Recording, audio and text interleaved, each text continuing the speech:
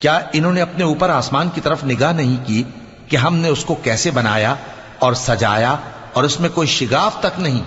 اور زمین کو دیکھو، اسے ہم نے پھیلایا اور اس میں پہاڑ رکھ دیے اور اس میں ہر طرح کی خوشنما چیزیں اگائیں تاکہ رجوع لانے والے بندے ہدایت اور نصیحت حاصل کریں۔ اور ہم نے آسمان سے برکت والا پانی اتارا اور اس سے باغ اگائے اور کھیتی کا اناج اور لمبے لمبے کھجور کے درخت جن کا گابھا تہ بتہ ہوتا ہے۔ یہ سب کچھ بندوں کو روزی دینے کے لیے کیا ہے۔ اور اس پانی سے ہم نے مردہ زمین کو زندہ کیا، بس اسی طرح قیامت کے روز نکل پڑنا ہے۔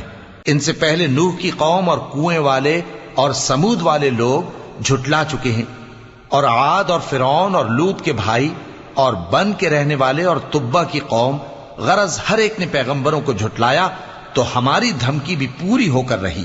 تو کیا ہم پہلی بار پیدا کر کے تھک گئے؟